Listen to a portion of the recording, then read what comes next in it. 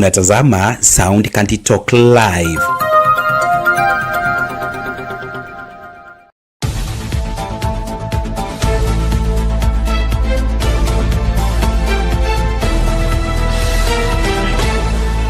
Hapo KTDA. Kule Bungoma ni chemichemi ya kahawa. Naomba unapozuru wengine usitupite na sisi. Asante. Mheshimiwa Rais, Mheshimiwa Chairman wa Senate huenda akawa amesahau wengine. Mheshimiwa Yusuf, Mheshimiwa Justice Kemei, na upande huu mwingine nafikiri ametaja hao wengine wote. Mheshimiwa Rais, ningetaka sasa kumkaribisha CS wa kilimo Mheshimiwa Senator Mutahi Kagwe.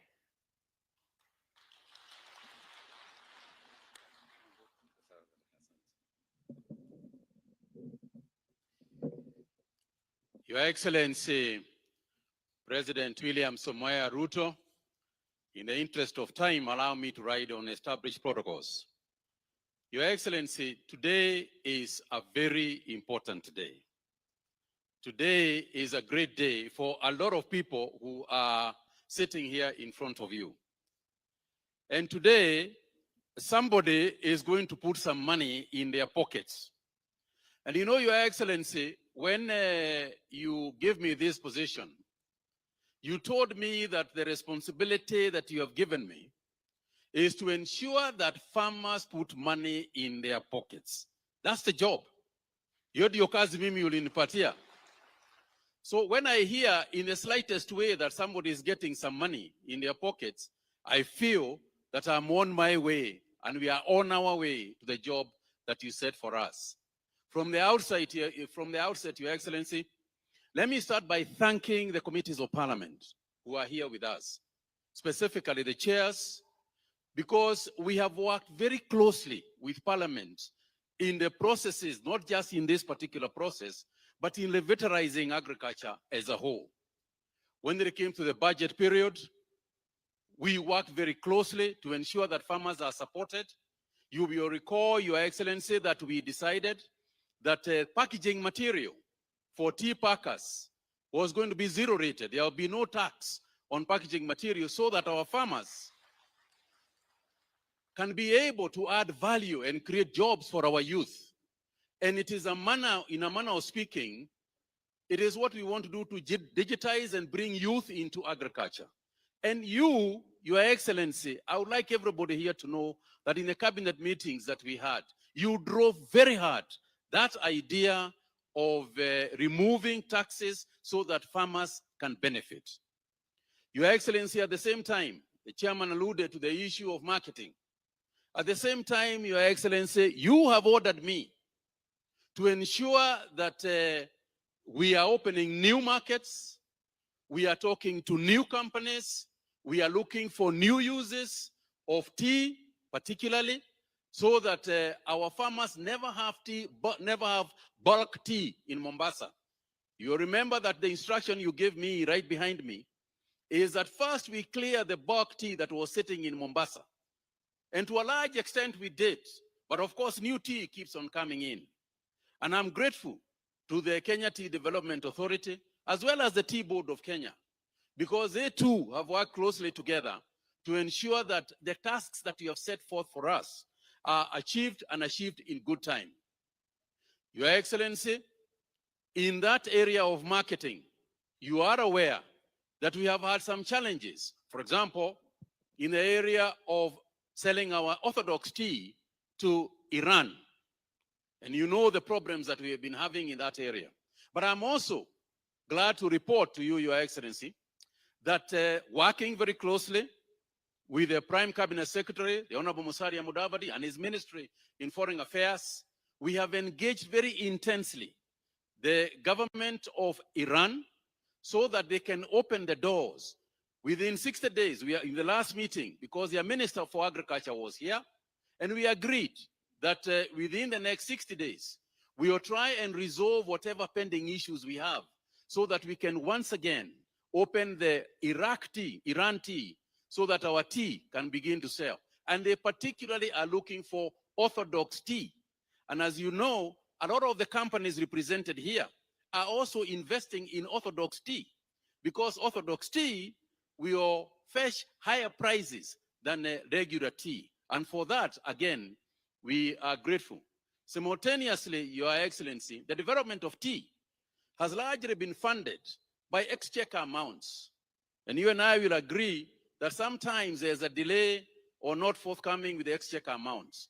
Consequently, through Parliament, we want to finish the regulations regarding the issue of funding of tea research and other activities in tea through the new act which is going to come, so that a bit of the money that we are going to get can fetch from ourselves via small levies, so that we can have our own money to develop these new crops and new varieties that our farmers need, so that they can also increase productivity per unit and productivity per tree, so that we can increase the quality of tea.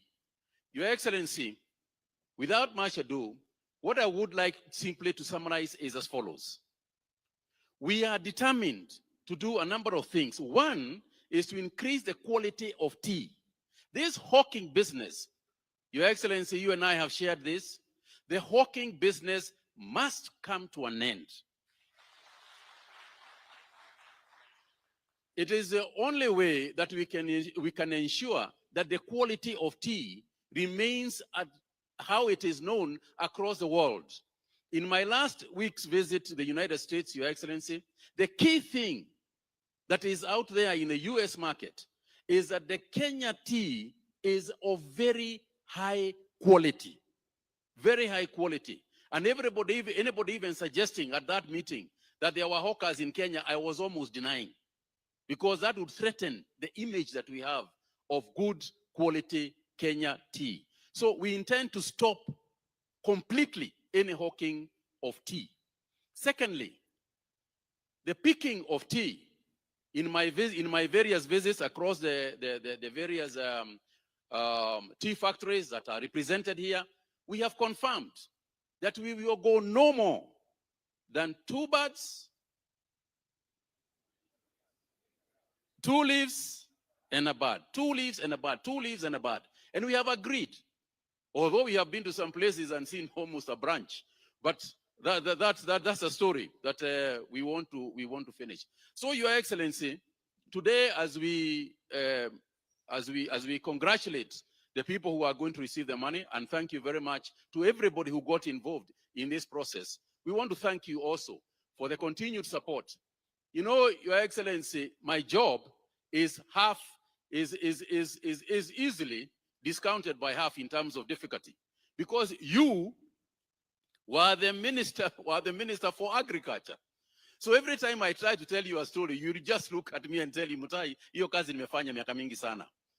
So we know that we are well represented in the Ministry of Agriculture.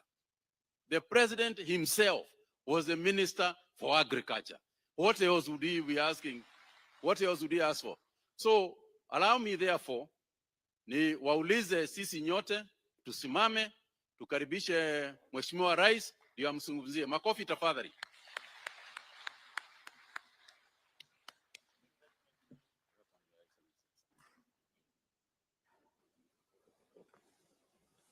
Asanteni sana, tafadhali tuketi. Mheshimiwa Waziri, Bwana PS, wenye viti wa kamati za bunge na wabunge, mwenyekiti wa KTDA na board, pamoja na mwenyekiti pia nimemuona hapa wa T-board, pamoja na board yake. Ndugu wakulima wenzangu, hamjambo. Hamjambo tena. Bas, mimi nataka nichukue nafasi hii kwanza niwakaribishe. Karibuni sana katika mkutano huu, mkiwa ni viongozi wa kampuni za KTDA kutoka sehemu mbalimbali. na mkiwa pia wakulima, karibuni sana. Nimepata nafasi mzuri wakati tulipanga na wizara kuhusu mambo yanayohusu mambo yenu ya KTDA, and especially on the subject of what happened to Chase Bank and Imperial Bank. And I'm very happy that today we are having this meeting so that we can share positive outcomes on what we always have wanted to do.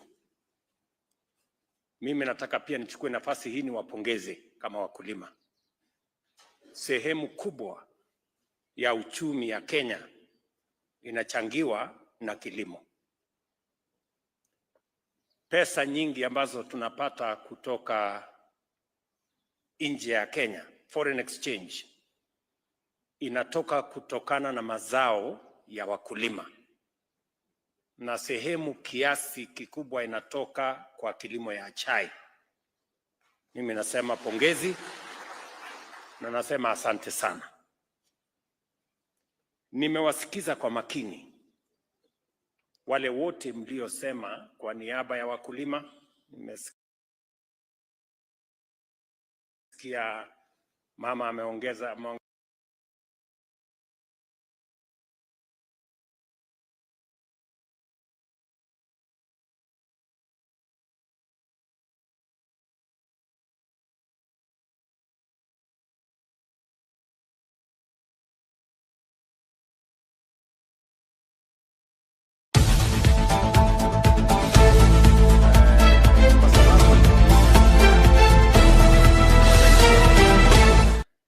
na kama wananchi ni vizuri niwaeleze mambo yanayohusikana na nchi yenu ambayo ni nchi yetu. Because as Kenyans, we all have a contribution to make towards the country we want Kenya to be. And I'm very proud that this afternoon I have leaders from our tea sector to have this conversation with you on matters to do with tea, but also matters to do with our nation. Nawashukuru sana kwa kunipa nafasi ya kuwa kiongozi wa taifa letu la Kenya. It is not something I take for granted. Na katika nafasi hiyo tulikubaliana na nyinyi ya kwamba taifa letu la Kenya litaendeshwa sio kwa misingi ya kabila ama dini, litaendeshwa kwa misingi ya sera. Yale mambo tulikubaliana, how we want to take the country forward. And I need to tell you, as citizens of our country, as Kenyans, not just as farmers,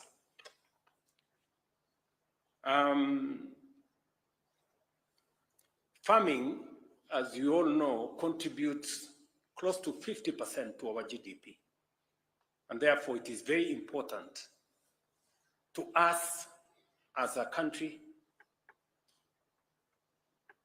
to us as government, that farming is given the attention that it deserves. When we went into the last election, we had come from a difficult moment of COVID and difficult situation, geopolitics, Ukraine and all the other things that were happening. And we all know that we were in a very difficult place, especially our economy was in a very difficult place. In fact, it was expected that there will be 6 countries in Africa that will default in their foreign financial obligations. And one of them was Kenya. And therefore, when I got the opportunity to be a leader in this country, there was no way I was going to agree that our country would default. And it was so serious that hawa wabunge wenzangu hawa walikuwa na mkutano mahali hapo Masai Lodge, na rafiki yangu mmoja akawaeleza, ngojeni tu miezi 3 hivi 4, huyu mjamaa atatoroka kwa sababu kitaumana, kwa sababu uchumi itasambaratika. But by God's grace, we made decisions that were necessary for us as a country.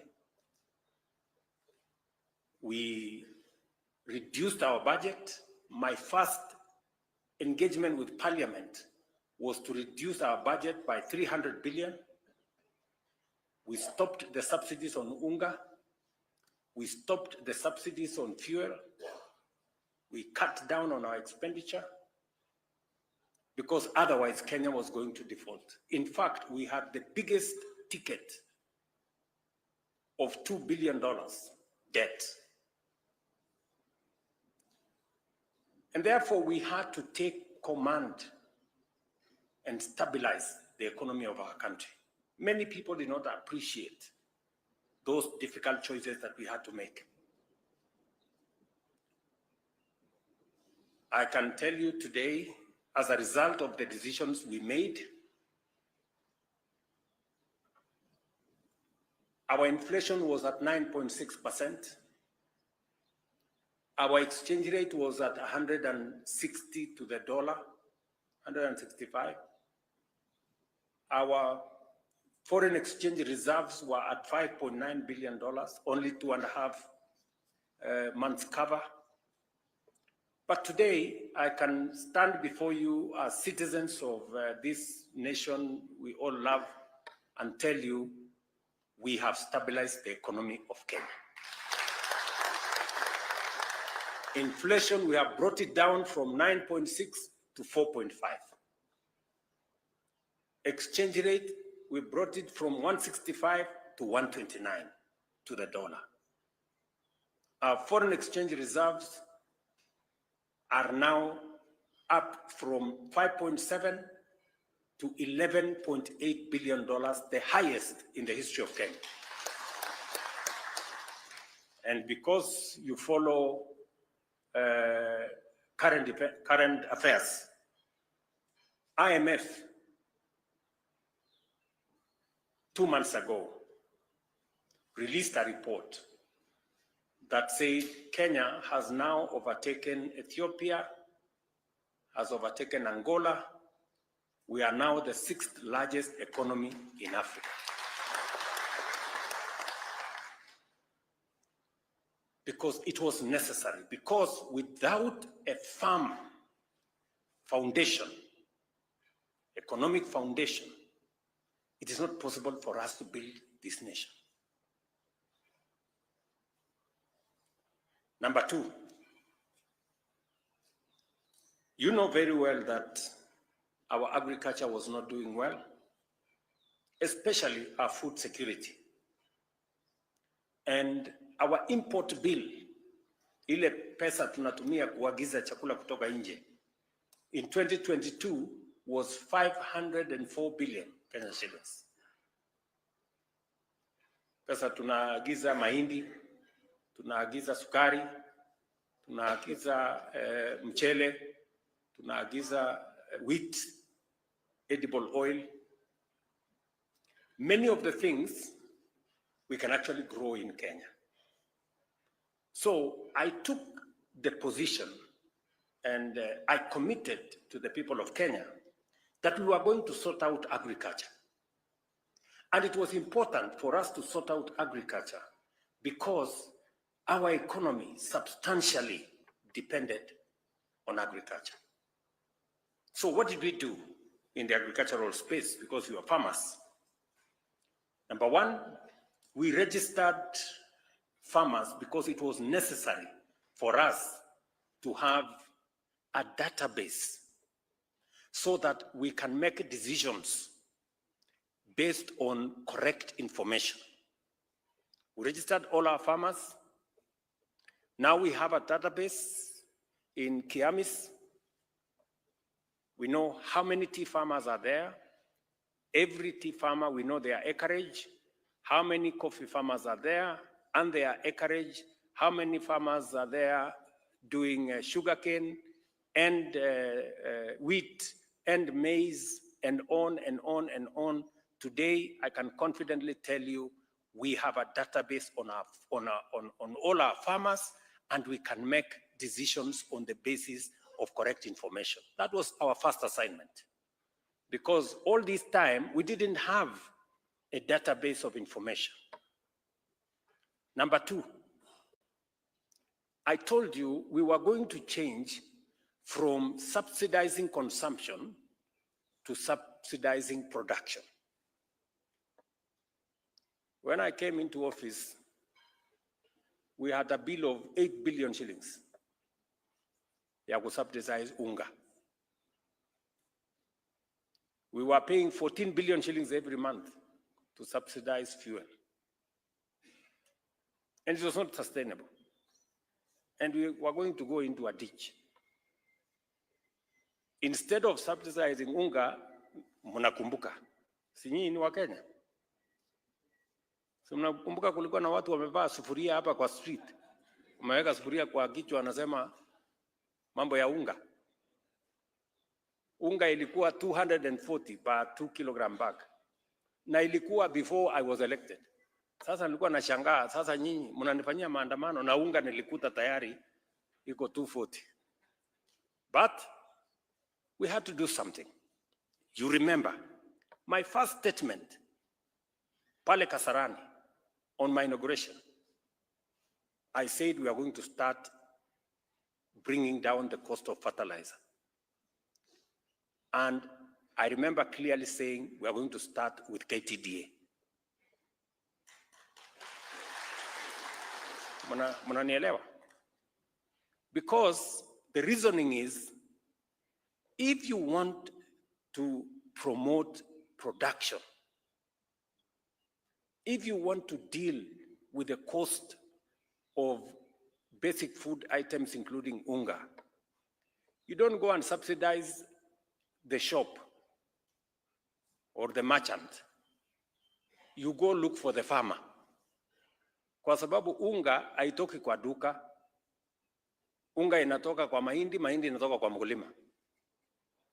So ukitaka kusuluhisha shida ya njaa, tafuta mkulima. Mnanielewa? So that is the direction we went. We subsidized seeds. I was having a conversation with my waziri here. We still owe money to Kenya Seed because they are subsidizing our production of seeds. We have subsidized fertilizer. You all know as farmers, fertilizer was being sold for anywhere between 5,000 to 7,000. We have now stabilized that price. We brought it down to 3,500. We have now brought it down to 2,500. I must commend KTDA because they have been faithful. You know I owe them some money, but I'm going to sort it out. Chairman hapo Kirundi amesema kuna pesa kidogo kidogo, tutafanya mahesabu. Bora tumesort out wakulima kwanza waendelee na kilimo, mimi na nyinyi tutafanya hesabu. So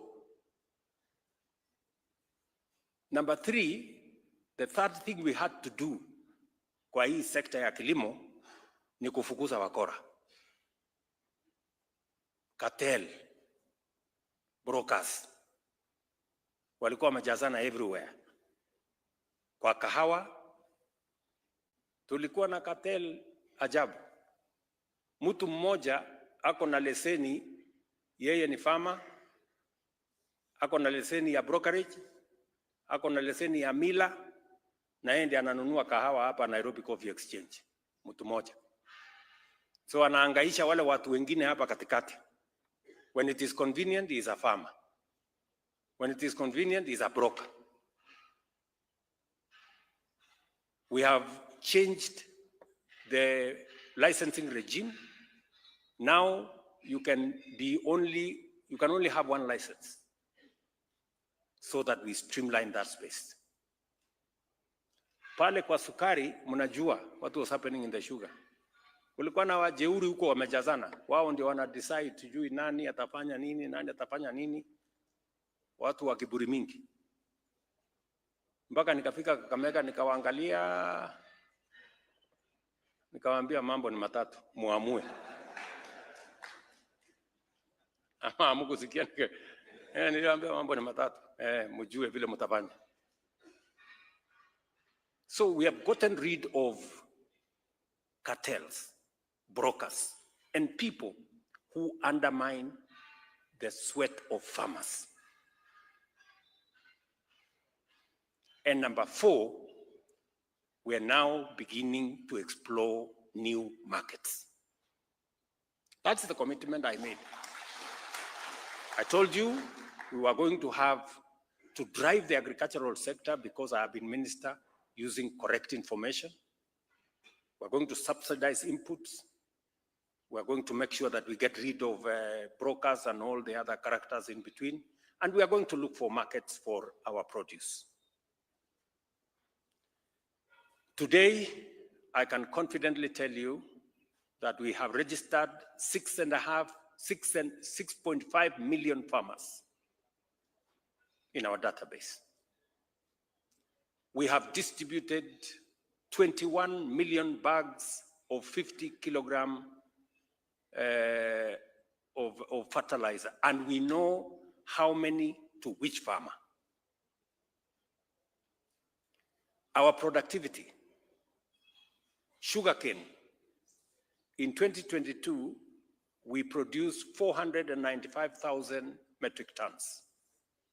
In last year, that has gone up to 815 tons of sugar. Coffee was selling at 60 shillings. I know some of you may be coffee farmers as well. Today, coffee in Kenya is selling between 100 shillings and 140.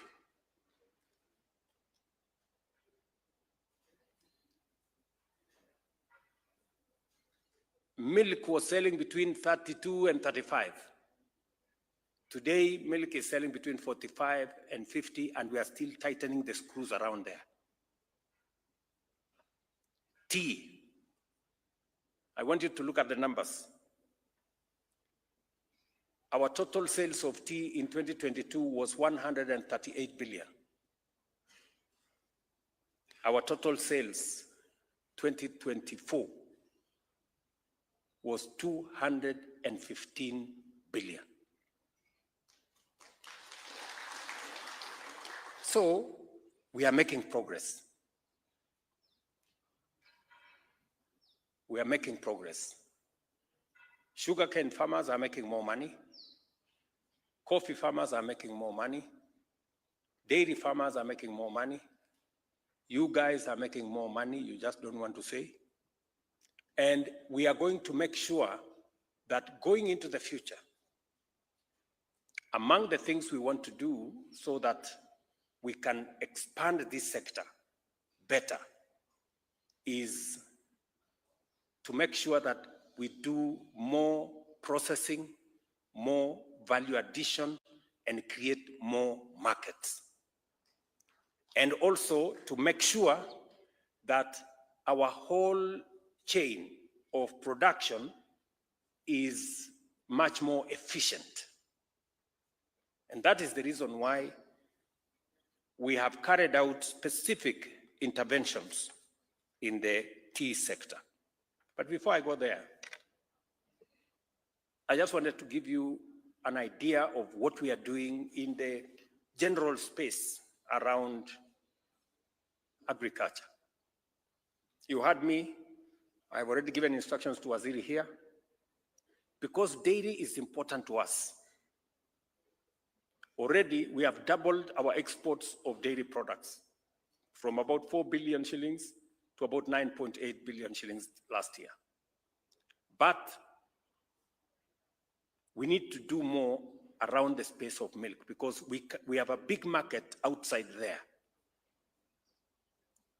Today, I can tell you,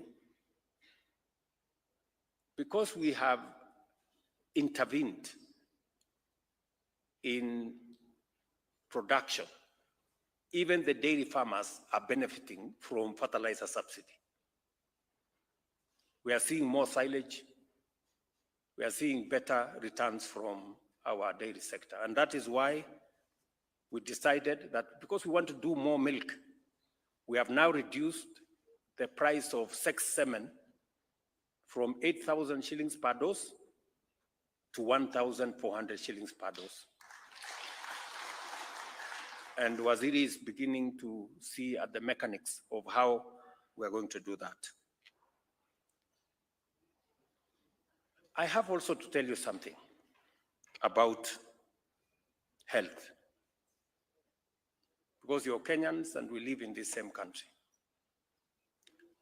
The Constitution says health is a constitutional right of every citizen. It is not a privilege for those who can afford. And that is why we committed that we were going to change the delivery of health in Kenya. For a very long time, health was left to the designs of everybody. So what did we do? And for your information, universal health was in the NAC manifesto.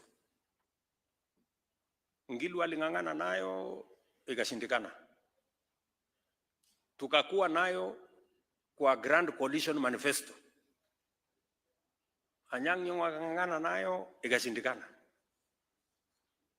Part of the big four yetu ya Jubilee, universal health was one of them. Tukapatia waziri mmoja anaitwa Sicily Kariuki akang'ang'ana nayo. Tukafanya pilot Kisumu, Machakos, Isiolo na Nyeri, mpaka ikatangazwa rasmi kwamba imefeli. Mnanielewa? Kwa hii uchaguzi ambaye ilipita, universal health ilikuwa manifesto ya Azimio na ilikuwa kwa manifesto ya Kenya Kwanza. It has been in our manifestos for the last 30 years almost. But I said this time round we must deliver on this thing. Na mimi nataka niwashukuru hao wabunge. Tulipeleka sheria bunge because we had to change the law. Ile tulikuwa tunajaribu, we were trying to do, cut and paste. But this time round we decided to do the law. Tukatengeneza sheria to replace the NHIF Act. We have a final one that is going on in Parliament now. And we have changed completely the delivery of health in Kenya.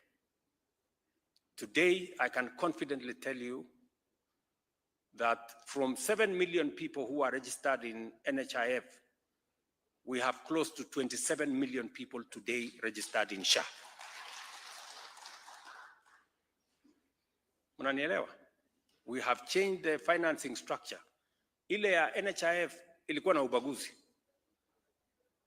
It is only when you have a job, when you have a pay slip, that you can be registered or when you can afford.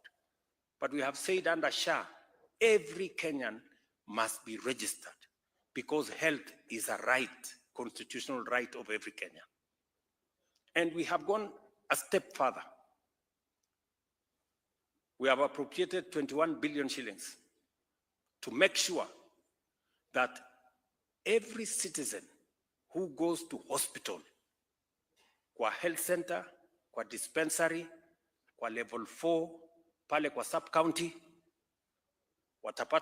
watatibiwa, watapatiwa dawa, hata kama ni sindano kudungwa, na aende nyumbani bila ya kuitishwa pesa yoyote. Mnanisikia?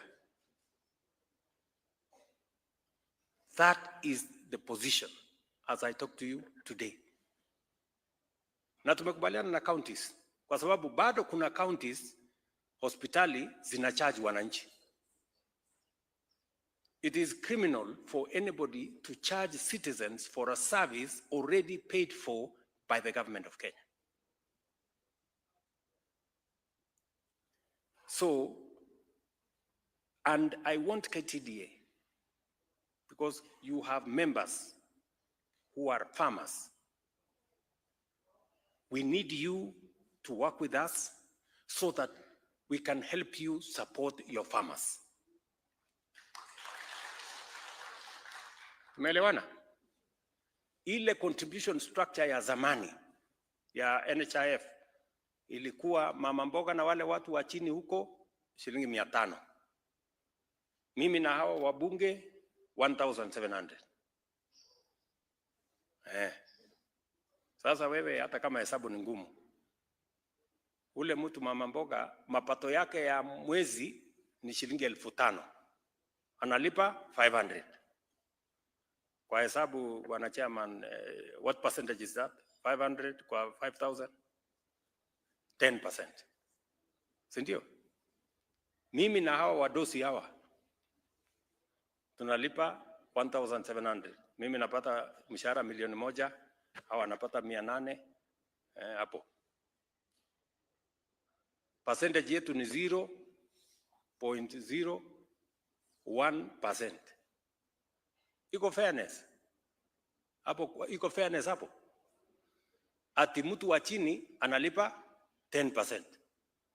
Sisi wadosi tunalipa 0.0%. Ndio nikasema hii ubaguzi jameni tuachane naye. Let us have equity. Let us have fairness. Kwa hii SHA sasa tumesema kila mtu alipe 2.75%. Mama mboga atoge 10%,